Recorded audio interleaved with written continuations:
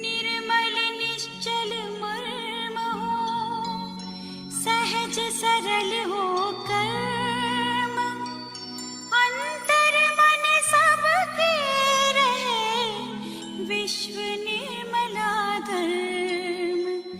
चरण शरण में आए कर, होए सकल कल्याण। आदि शक्ति मां निर्मला, दीजो यह वरदान।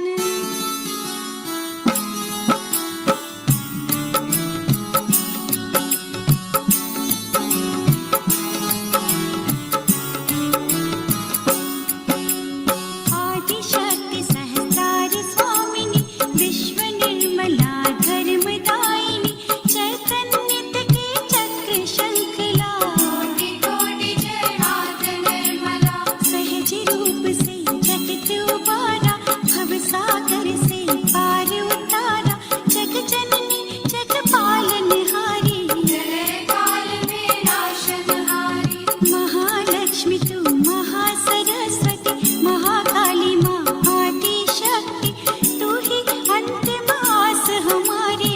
आन पड़ी जब विपदा भारी, बैठे सब मत मोह शोक में, भई सभा तब देवलोक में। सुर नर मुनि जन सत जन सारे, शीस नवाकर हाथ पसारे। करके पूजन भाव भक्ति से, कीनी बिनती आदिशक्ति से। कलयुग में सत जग को लाहो, कल की बन धरती पर जाओ। कौने लिया प्रसाद के, घर उत्सव विराम। जग जननी जननी स्वयं, रखा निर्मला नाम।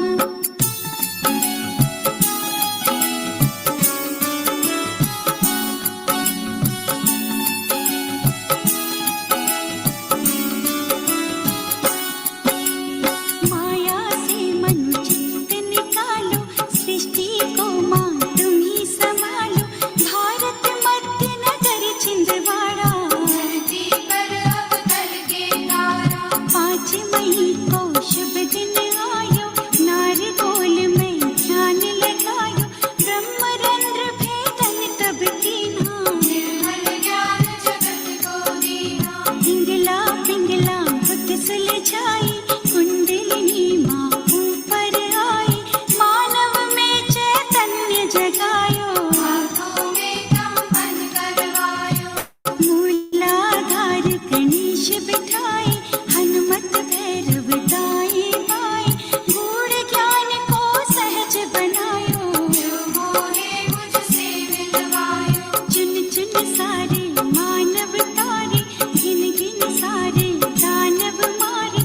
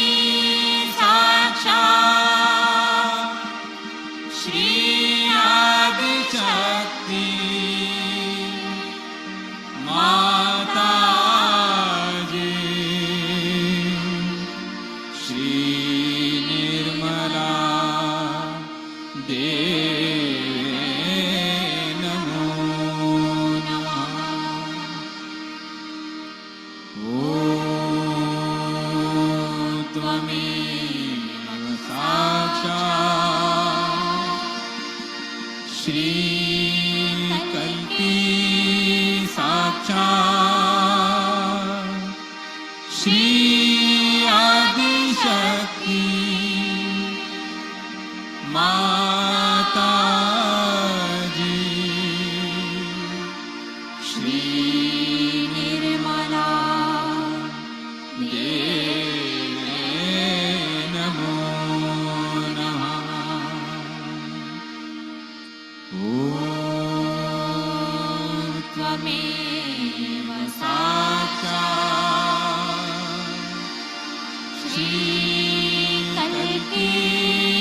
साक्षात् श्री सहस्रार स्वामिनी मोक्षप्रदायिनी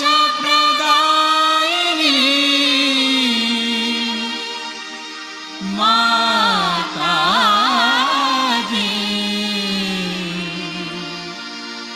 श्री निर्मला देवे नमो नमः। श्री निर्मला देवे नमो नमः। श्री निर्मला देवे नमो नमः।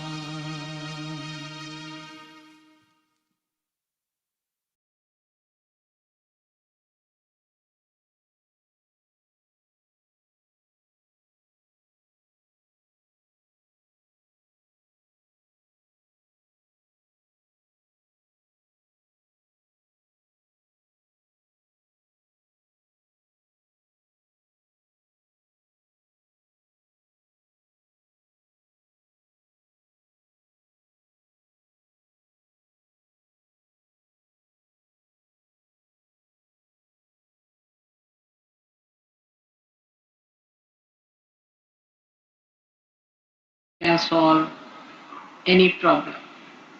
That's what it has to be. That's the sign of a Sahaja who has reached a very great height in his understanding about himself and about others.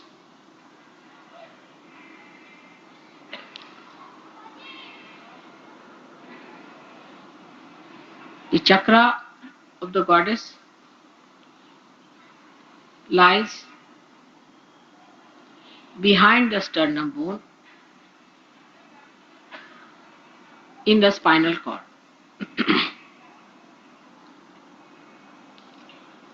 This chakra is placed above the Bhavasagar, above the void, as we call it in Sahaja. And the bridge that has to be crossed by the bhaktas, by the seekers, is guarded by her. She is the one, she helps her children to come through that passage when there are negative forces trying to attack on a seeker. This chakra is placed at the back of the sternum bone, as I told you. In childhood, the antibodies are formed in the sternum bone. They are the warriors or the Sainikas of the day. Until the age of 12 years, they grow and multiply, and ultimately they all get distributed all over the body. And a human being is made able to face any outside invasion on him.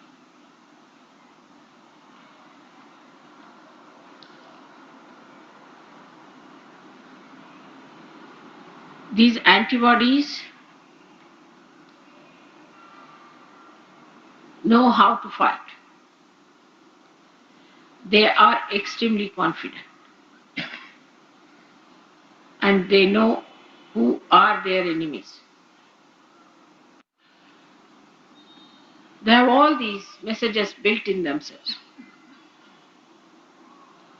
So when the anti-God element enters into the being through any process, say through food, through words, through action, through devilish people or black magic, these antibodies combine together collectively fight the invaders.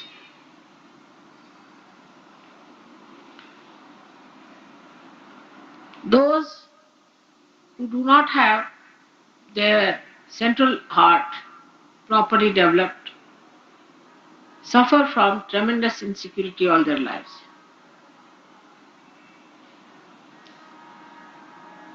When they are children,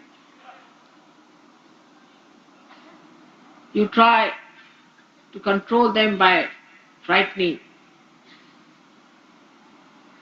These children later on become extremely insecure. They are afraid of darkness, they are afraid of night, some of them are afraid of everything. Because the antibodies that are built in the body are not sufficient in number. And being this center so weak, the person feels extremely insecure. Later on in life, when the child goes to the school or he tries to work,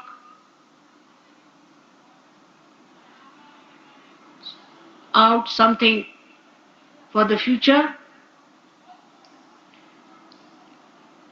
then also his confidence can be shaken by parents, teachers, and outside people.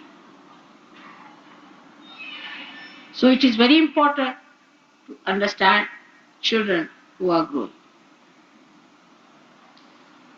In the West, they analyze everything and try to put human beings into compartments.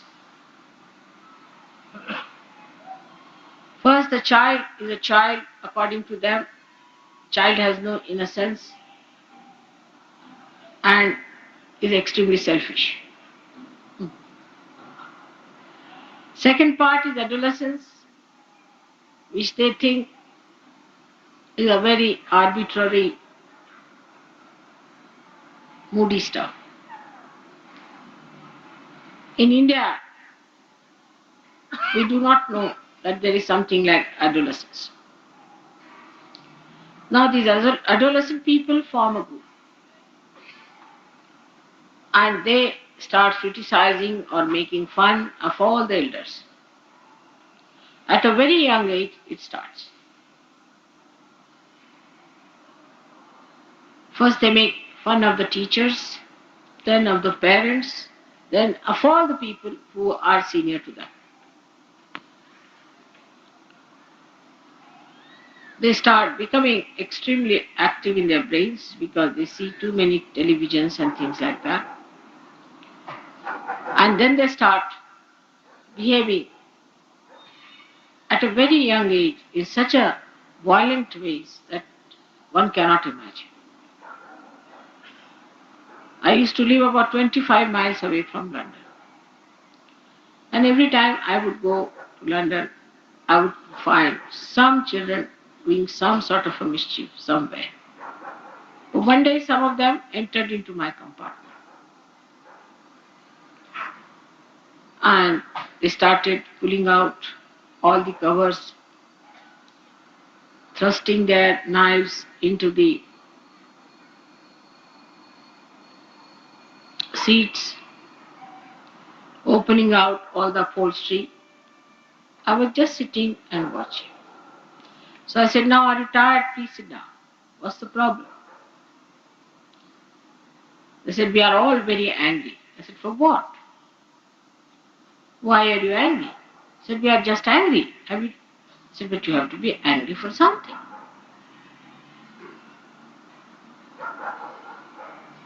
They were children going to good schools, definitely wearing very good clothes. And then I had to, when the train stopped, I called the ticket collector and told him that these boys have been doing all this hooliganism in the compartment and you better look at it. And he came in and he said, "This is a common thing." And then somehow or other he took them out. But the only thing I felt about them is that all of them had their center heart catching. On the Kundalini, they are catching their center heart. But when they saw me, they sat down. They were quiet. They listened to me. I settled their center heart.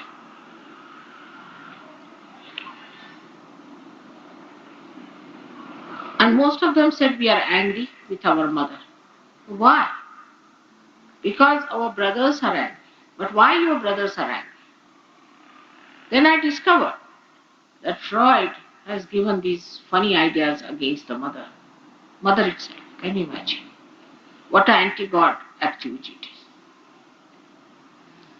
To an India, mother is the primal thing.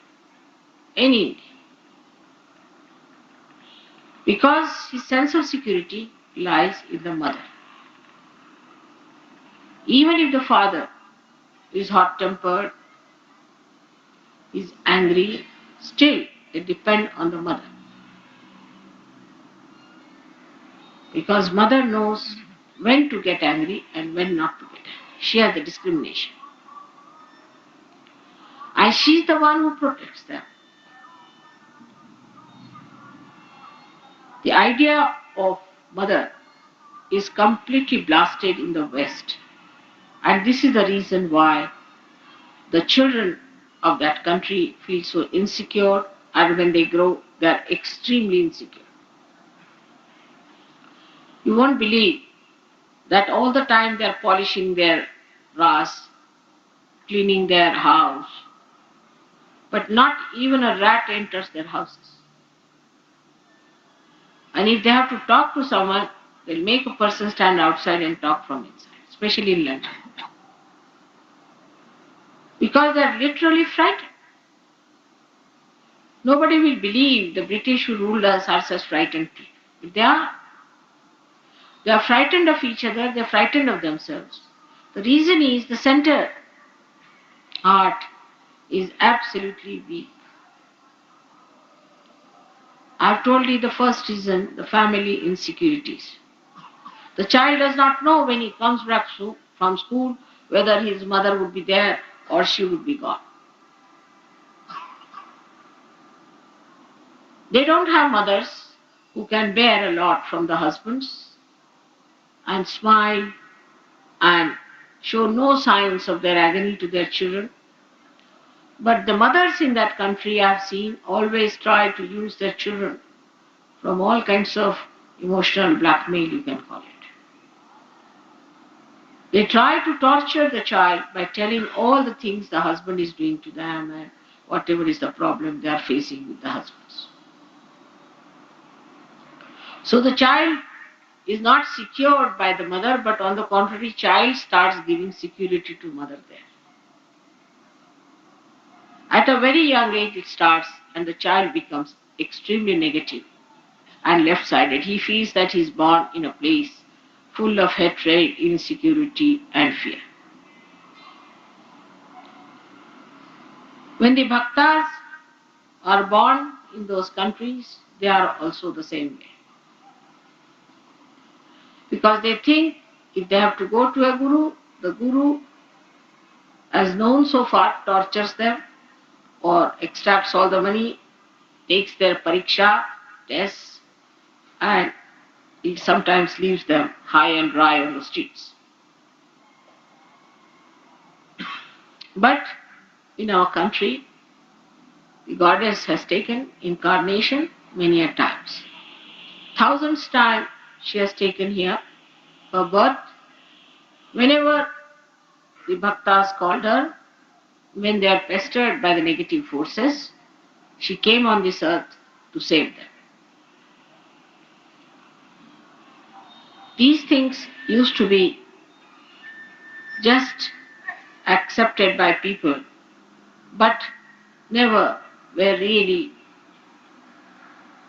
accepted in their hearts. People thought these are some sorts of mythological stories that the goddess came on this earth and she tried to save the people. They could not believe that there could be a Shakti who could be born, who could fight these horrible Rakshasas and kill them and save her children, her bhaktas from agony. It was too much. But today in Sahaja Yoga, you have seen that when Kundalini rises and stops at the center Nabhi, you have to say the mantra of Jagadamba and the Kundalini rises. That means she resides in the center heart, and when she is being worshipped, the Kundalini rises. This center has got 12 petals, but the goddess has 1,000 hands and 1,000 eyes. She has 16,000 nadis to work out her different aspects of enlightenment. But the first thing she has to do, through her generosity and kindness and compassion and patience, she has to suck in the sins, the papa vimochini, the sins of human beings. One of the sentences in Bible was, wages of fear is sin. Or you can put it the other way around, the wages of sin is fear.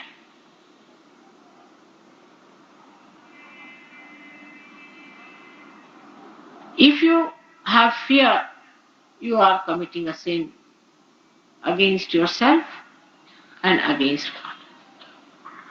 Because if Mother is Almighty and she can solve all your problems, you are under her protection, then why should you have any fear? That means you don't believe that she is that powerful.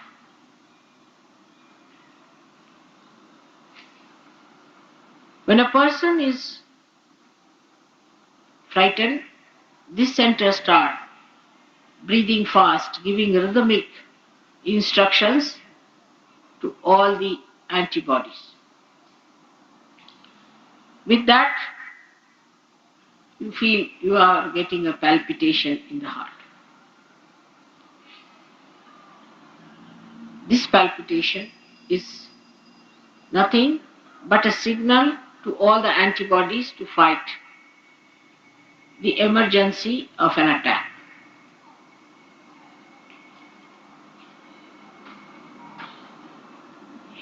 But when somebody builds up insecurity later on in life, it becomes a physical problem. If they have insecurities earlier, it is an emotional problem. But later on in life, when one develops a insecurity, any kind, like a wife is insecure about her husband. husband is a loafer or a bad man and carrying on with other women. So the motherhood of the wife is challenged. And when her motherhood is challenged, she may get the weakening of the center, by which she may suffer quite a lot and may have even breast cancer. These insecurities can be also self-made. Imagine it. People can just think about it and build up some sort of insecurities, which are of no actual existence. But such fears are very much more in the West, because the life in the West has no mooring, has no explanation. Whatever you ask them, they'll say, "What's wrong?" The husband will say, "What's wrong in having a keep?" And the wife will also say, "All right, if he wants to have a keep, let him have it." In India, no woman would tolerate such a situation. She would starve, she would do everything, but she will never touch a man who has a keep.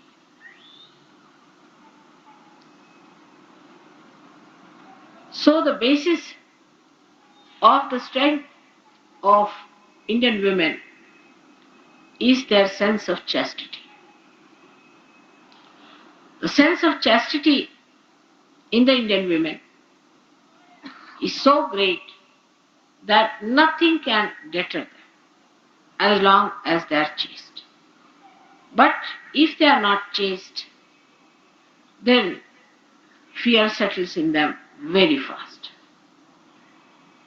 Chastity is the strength of women. And that's why those women who have fear mostly have a problem of their chastity being challenged. A woman who is frightened that her chastity may be disturbed also can develop a problem with the heart chakra. Such women can develop breast cancers, breathing troubles, and other kind of frightening diseases on the emotional level also.